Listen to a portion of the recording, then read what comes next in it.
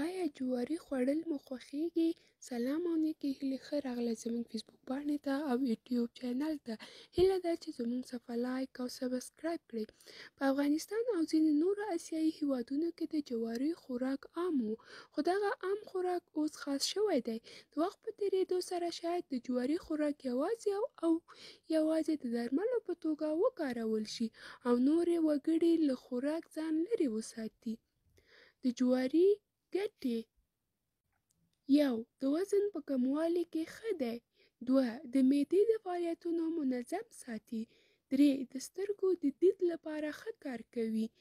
4. د کلسترول په کمولو کې ښه کار کوي. ښه ګټور مایکرو ارګانیزمونه لري.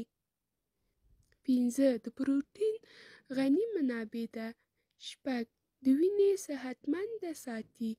7. د اعصاب او عضلات روغ ساتي. 8. په خپل ځان کې ویټامینونه او منرالونه لري لکه مګنیزیم، اوسپنه، جست او مس. کوم انسان چې د جوار وږی زیات خوري د هغه انسان غاښونه به د نورو کسانو په پرتله کلک وي او ری به یې وینې نه کیږي. د جواري په خوراک سره نه یوازې دا چې د وینې کلسترول کنټرولېږي، بلکې د جواري د تیلو په استعمال سره جسم غښتلی کیږي او د زیات وزن مخه نیسي. د جوارو اوړه د کیک او د کلچو علاوه په 11 ډول خوراکونو کې استعمالیږي چې د انسان بدن ته ترې ډېرې ګټې رسېږي. د جواري ډولونه: هغه جواري چې غاښ په شکل وي، زیات حاصل ورکوي، دومره زیات خوږ نه وي، معمولاً د چرګانو او حیواناتو د تغذیې لپاره استعمالیږي. 2.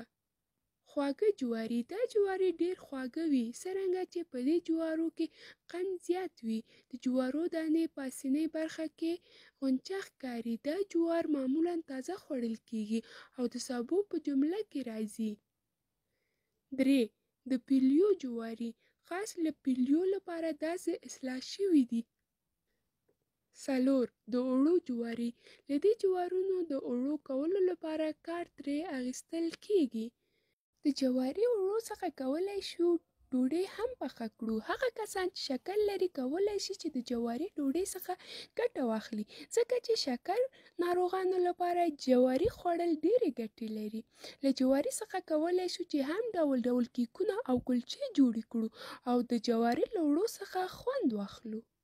که غواړئ چې تاسو ته طبي معلومات وړاندې کړم، کولی شئ چې موږ ته مسنجر کې مسج وکړئ.